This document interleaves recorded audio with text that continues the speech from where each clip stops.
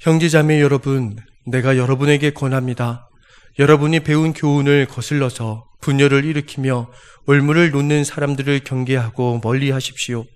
이런 사람들은 우리 주 그리스도를 섬기는 것이 아니라 자기네 배를 섬기는 것이며 그럴듯한 말과 아첨하는 말로 순진한 사람들의 마음을 속이는 것입니다.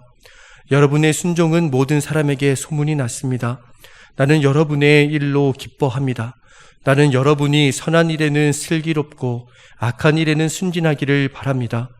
평화의 하나님께서 곧 사탄을 쳐 부수셔서 여러분의 발밑에 짓밟히게 하실 것입니다.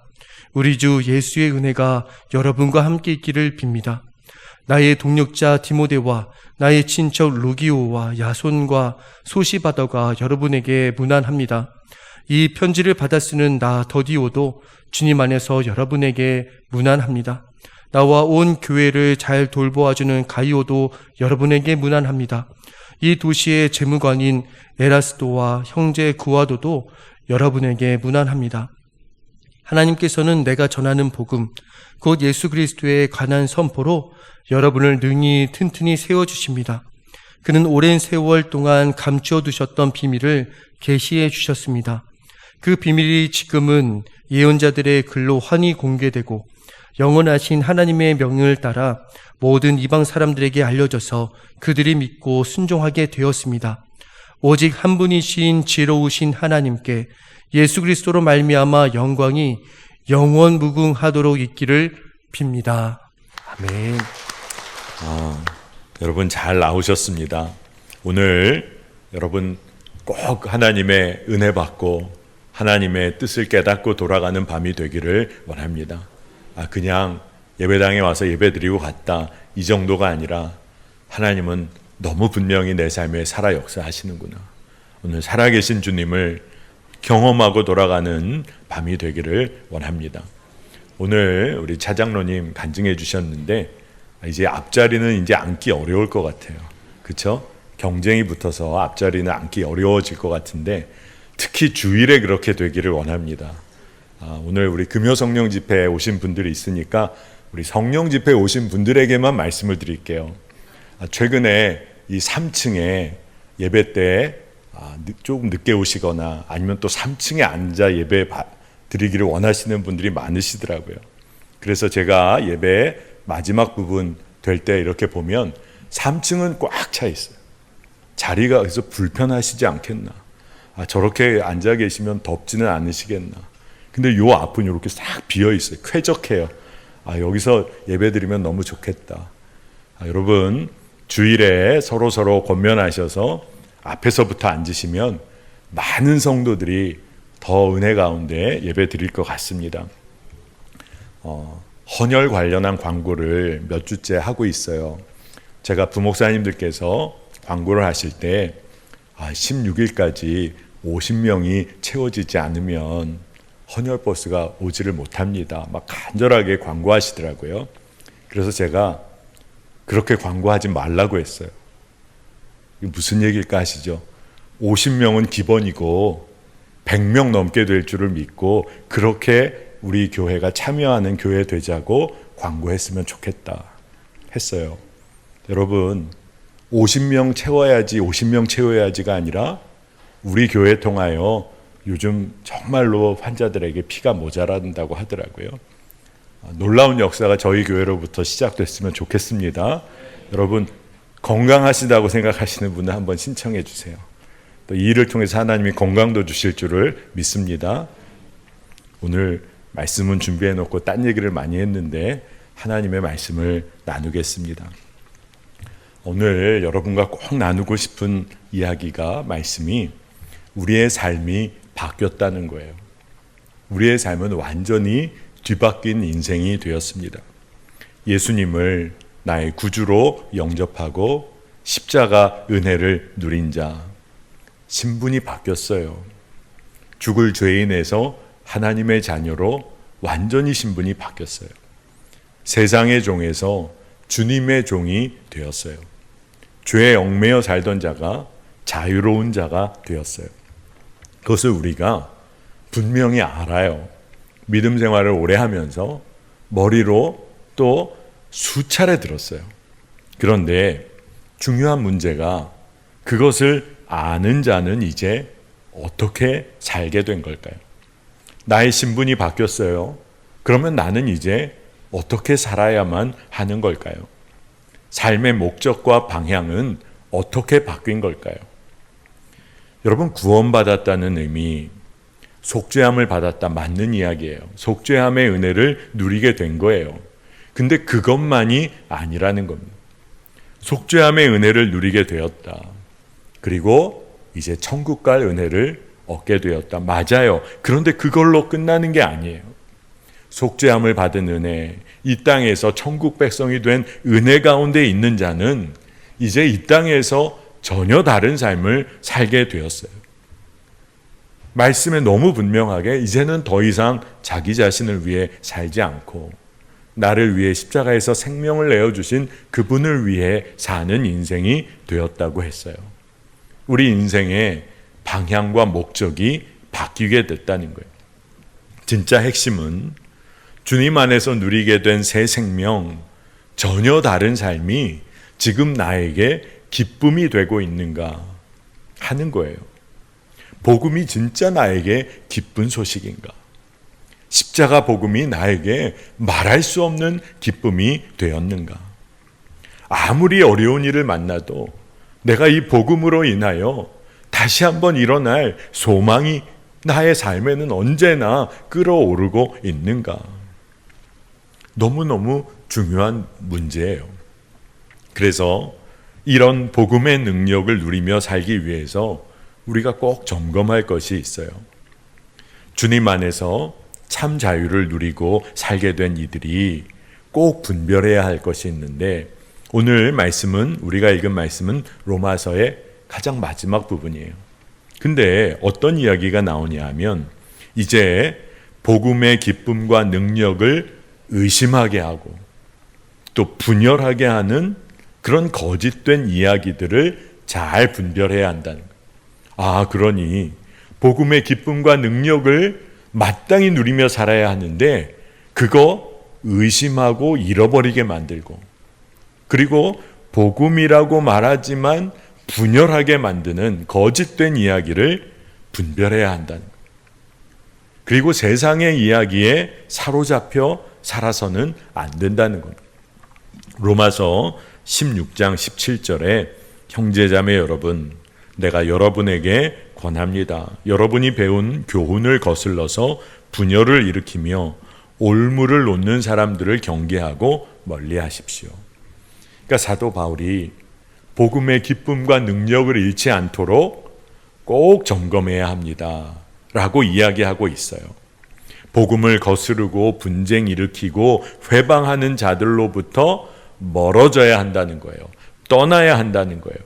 끊어낼 것은 끊어내야 한다는 것입니다.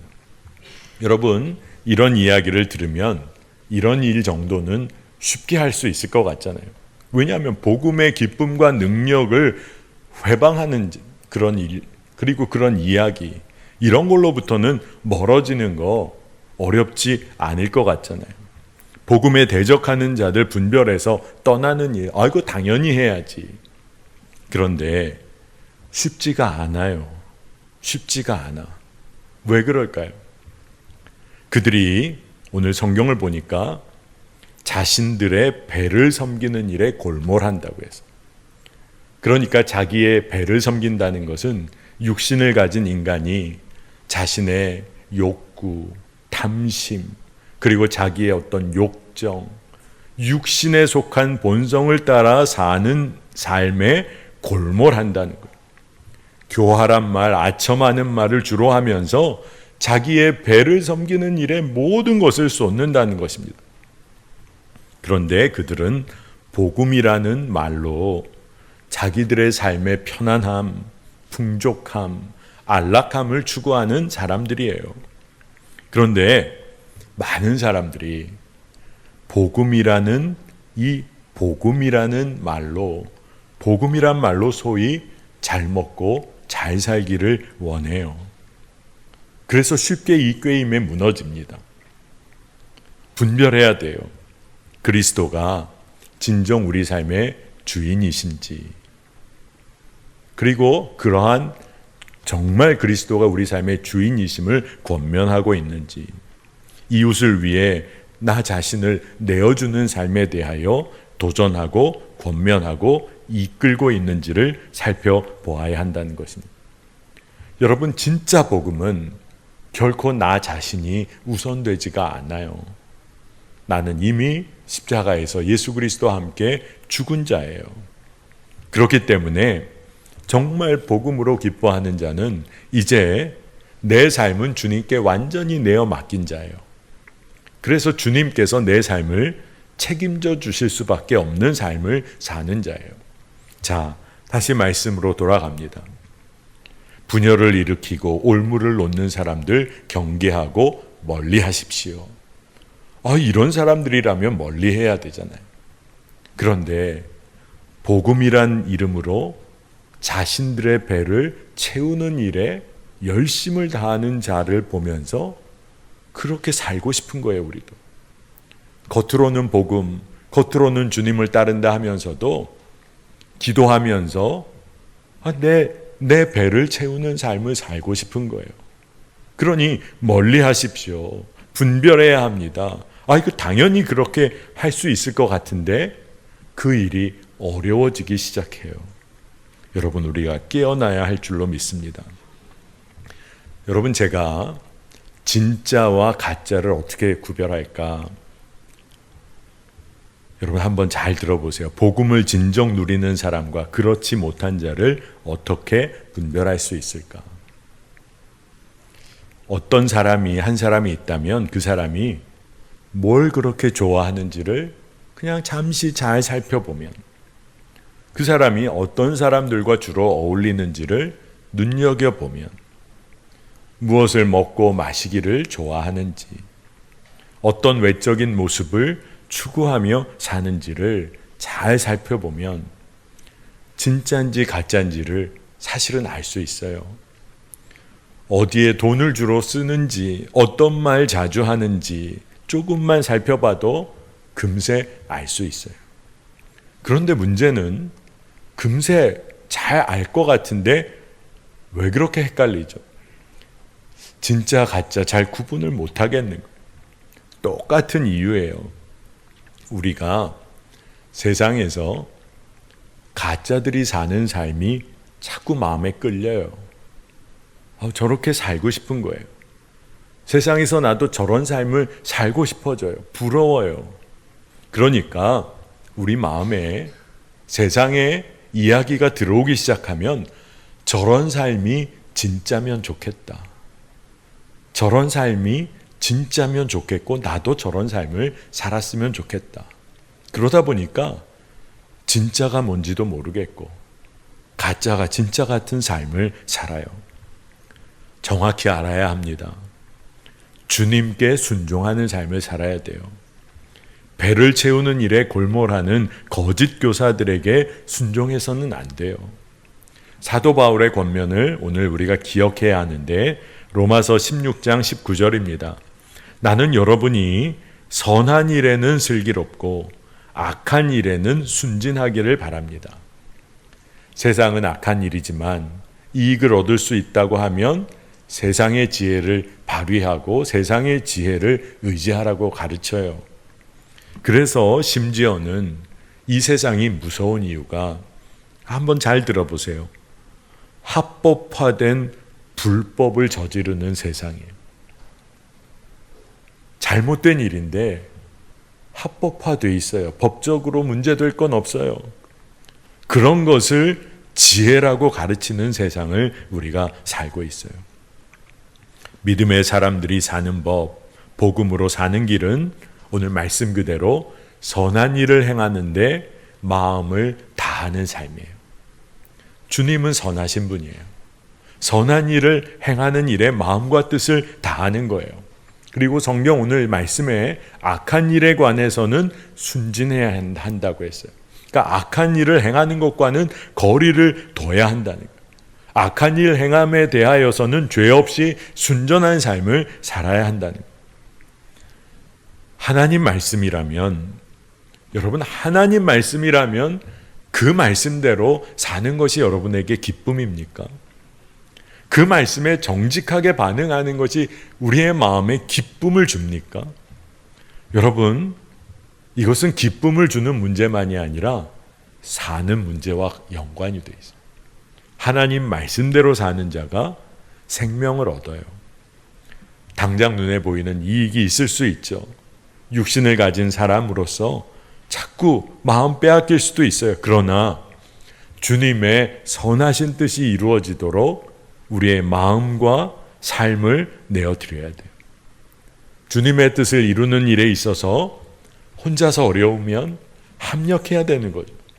성령 안에서 하나 되어서 힘써 나가야 되는 거예요. 악한 일에 대하여는 여러분 처음부터 끊어내야죠. 여러분 작은 일을 내어주면 어떻게 될까요? 큰 죄도 범하게 돼요.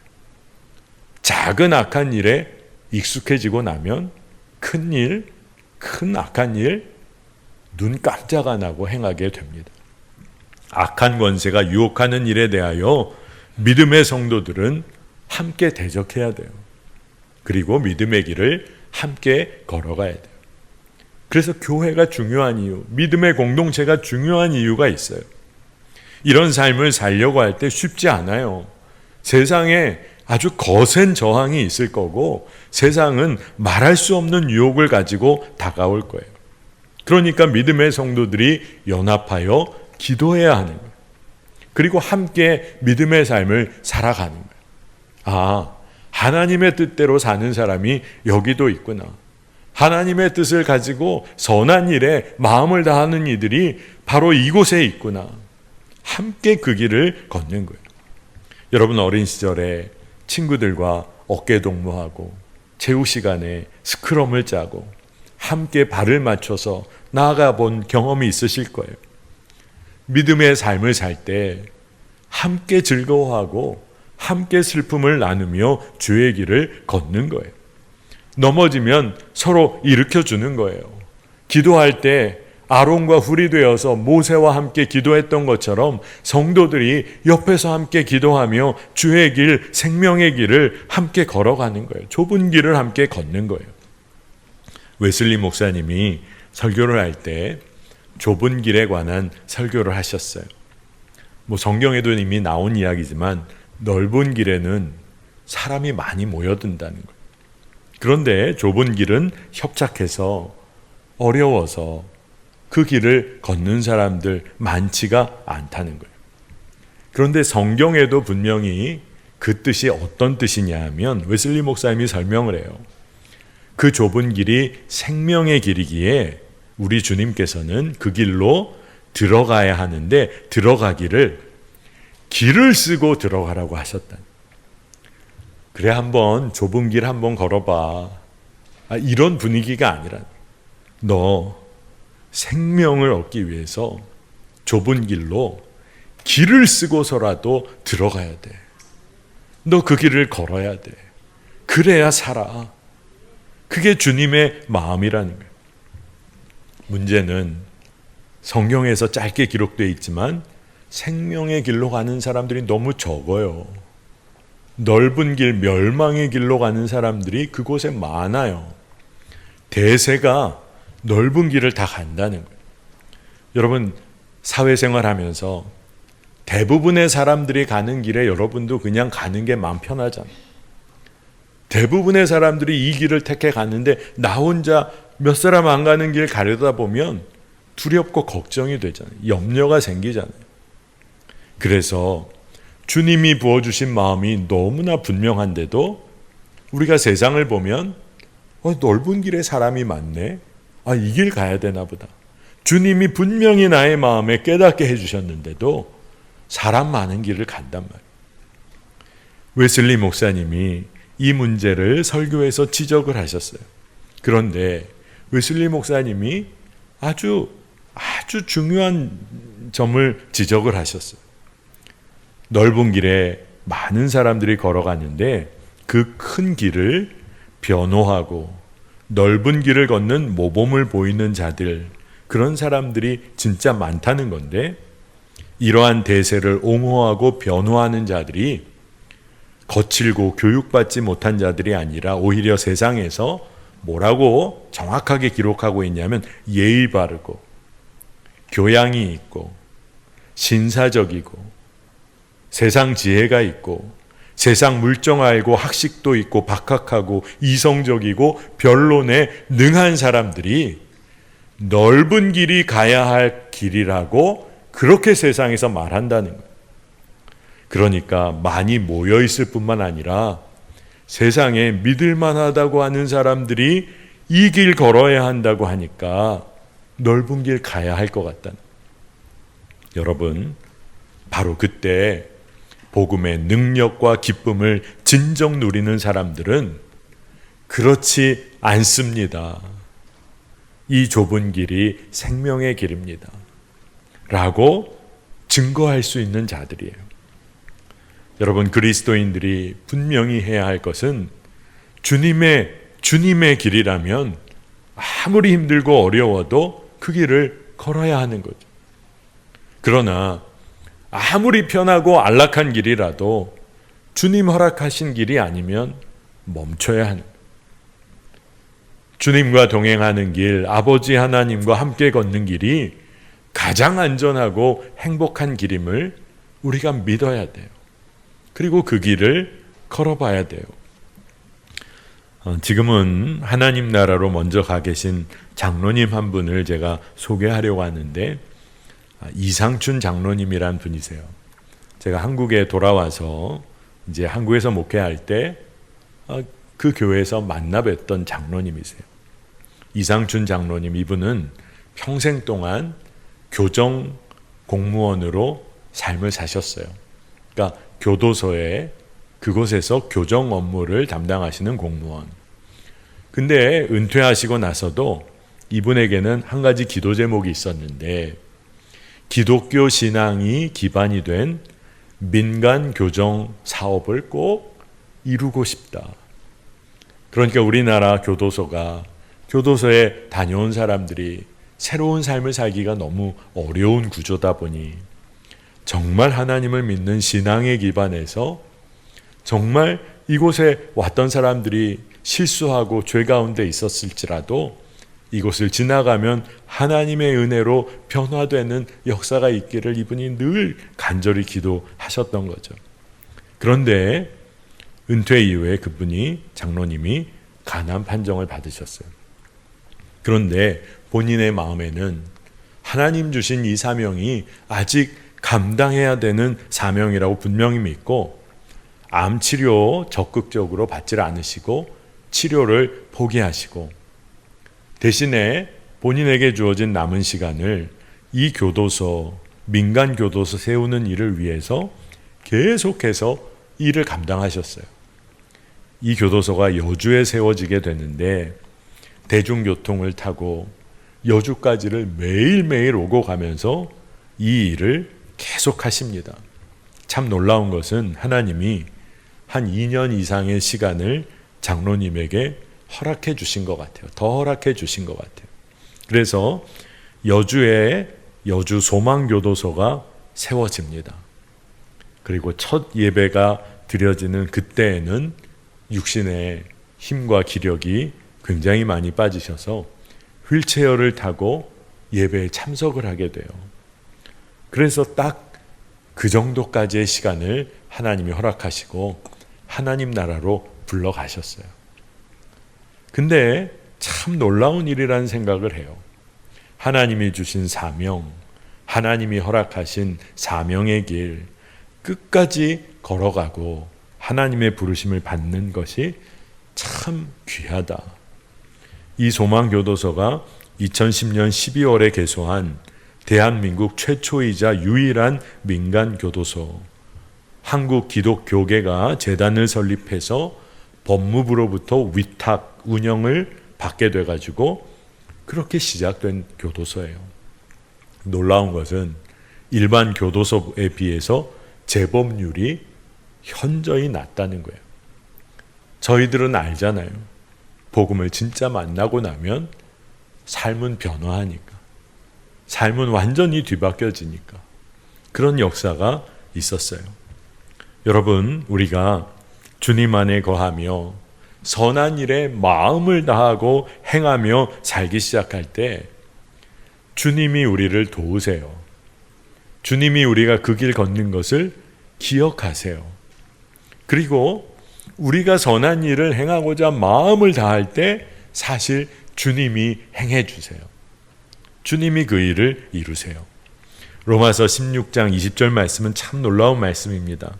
평화의 하나님께서 곧 사탄을 쳐 부수셔서 여러분의 발밑에 짓밟히게 하실 것입니다. 우리 주 예수의 은혜가 여러분과 함께 있기를 빕니다. 아멘. 진짜 놀랍죠. 복음의 능력과 기쁨을 붙잡고 그리고 하나님이 나와 함께 하심을 믿고 선한 일을 도모하고 악한 일에 관해서는 순진하고 그런 삶을 살면 평화의 주님께서 세상의 권세 악한 영을 무찔러 주세요. 그런데 이 주님의 평화는 어떤 평화냐 하면 하나님의 완전한 정의가 실현된 이후에 찾아오는 평화예요. 우리 매화교회에서는 샬롬 하고 인사를 많이 하죠. 근데 이 샬롬이라는 것, 평화는 하나님의 정의가 이 땅에 완전히 세워진 이후에 찾아오는 평화를 말해요. 그러니까 하나님 나라의 평화인 거예요. 그렇기 때문에 이 샬롬, 이 평화는 하나님의 자녀 한 사람도 빠짐없이 인간다운 삶, 존귀한 삶을 누리고 하나님이 부어주시는 생명의 풍성함을 모든 자가 누리게 되어서 그래서 갖게 되는 평화예요. 그러니까 완전한 평화를 의미합니다.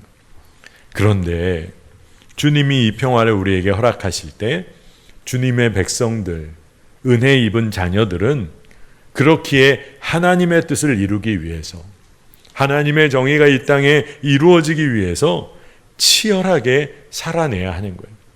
그냥 막연하게 평화가 오겠지. 그래 하나님의 평화가 임하겠지. 이게 아니에요. 선한 일에 마음을 쏟고 악한 일에는 저항을 하고 좁은 길, 믿음의 길 담대히 걸어가는 삶이 믿음의 치열함이 있을 때 이 평화는 우리에게 다가오는 거예요.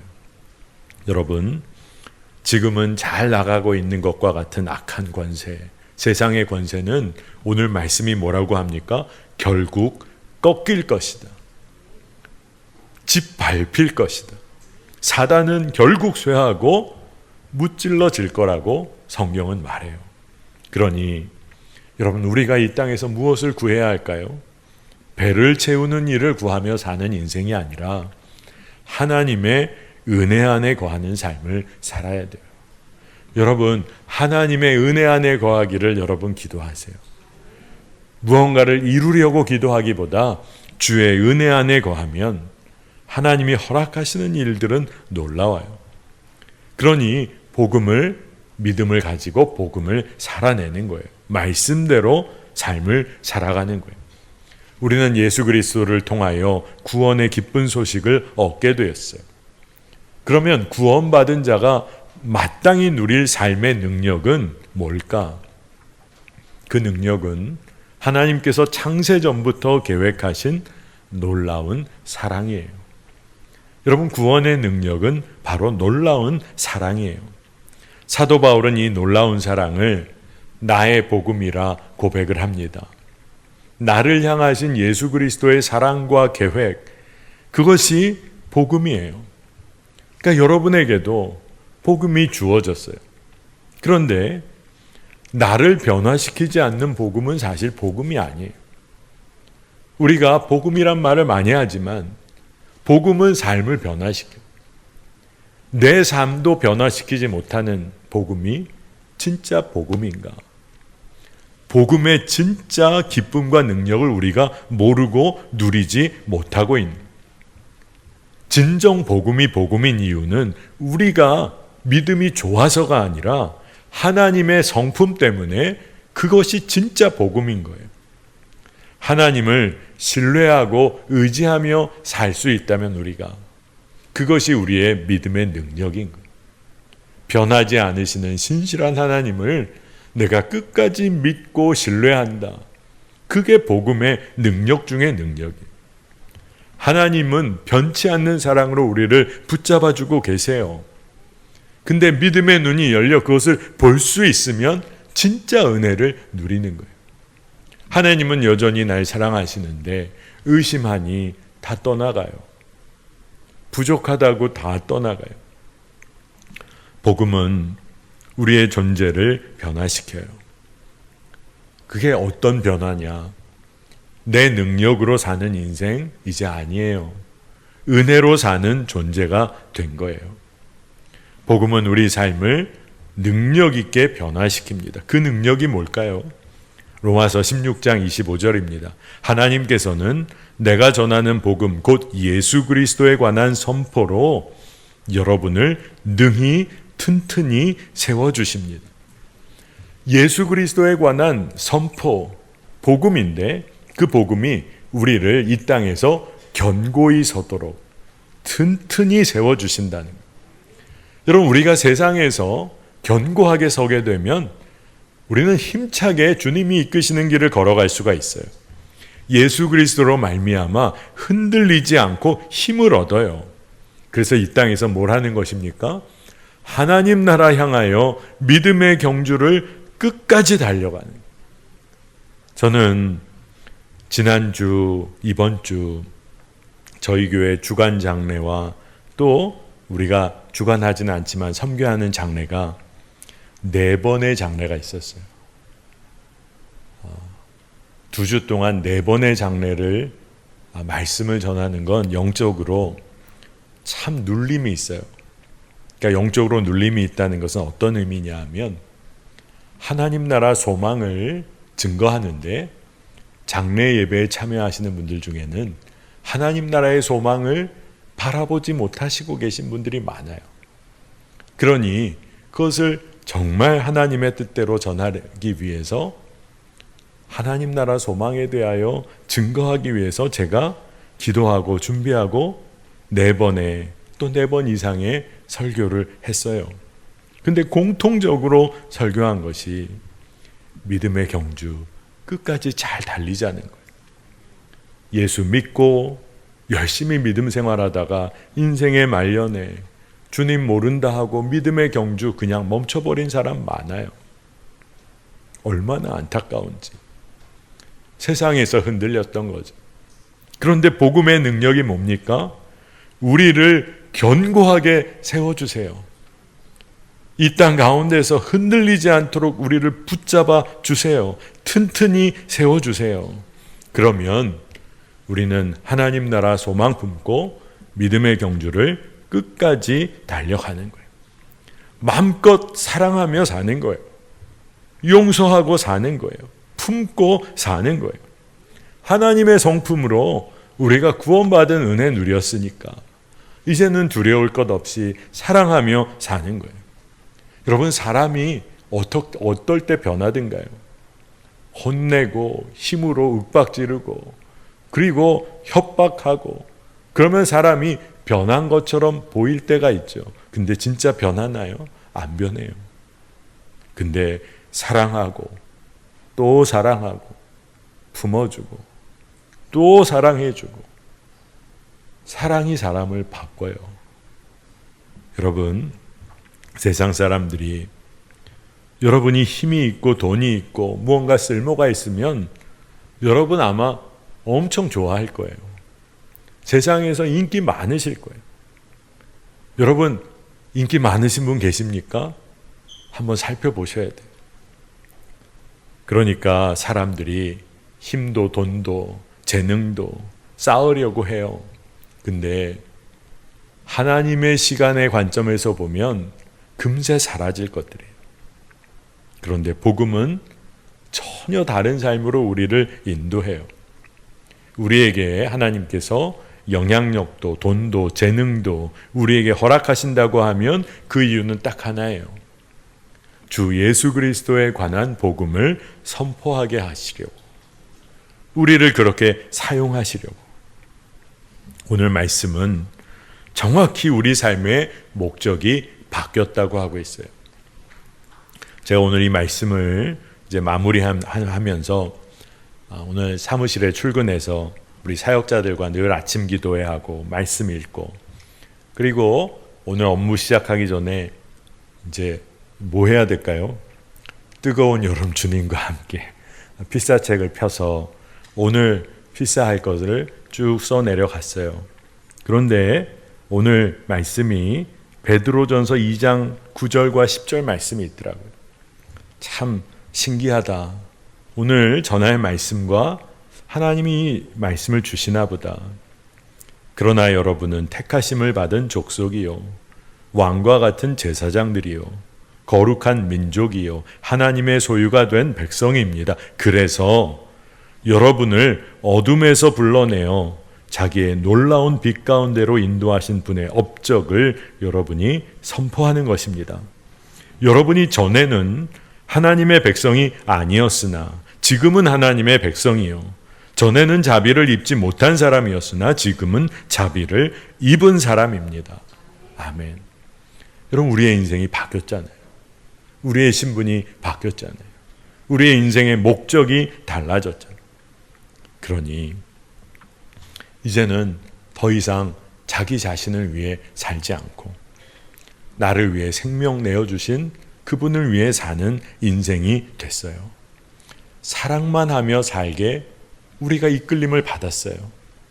여러분, 돈도 있어야 될 것 같고 또 사람들의 또 평판도 있어야 할 것 같고, 그런데 살아가고 믿음의 길을 걷다 보면 깨닫게 되는 게 더 사랑하지 못한 게 너무 아쉬움. 제가 목회를 하면서 수련 목회자들, 함께 수련 목회자 있었던 분들, 안수받은 분들을 생각해 보면 진짜 많은 것 같아요. 한 20명 가까이 되겠나. 그래서 제 마음에 참 감사한 보람이 있어요. 그런데 한 해에 수련 목회자 한 분이 한 해의 목회를 마무리하면서 서로 나눔을 갖고 하나님 앞에서 서로 한 해의 목회를 뒤돌아보는 시간을 가졌는데 참 인상 깊은 이야기를 하셨어요.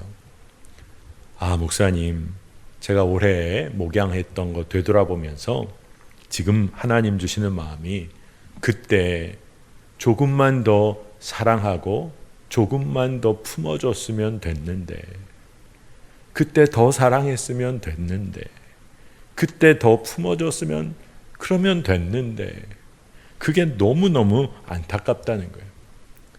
여러분, 우리에게 주어진 인생의 삶은 짧아요. 그때 더 사랑했으면 됐는데, 가족들 안에도 그렇잖아요. 그때 내가 품었으면 됐는데. 여러분, 후회로 남겨두는 인생이 아니라 우리는 십자가의 은혜와 사랑을 받은 자예요. 그러니 우리 주님은 우리 주변의 사람들, 이웃들, 가족들, 그리고 우리와 관계하는 이들을 위해서도 십자가에서 기꺼이 생명을 내어주셨어요. 그러니 우리는 오늘 말씀 보니까 자비를 누린 사람들이에요. 자비를 입은 사람들이에요. 그러면 어떻게 살아야 합니까?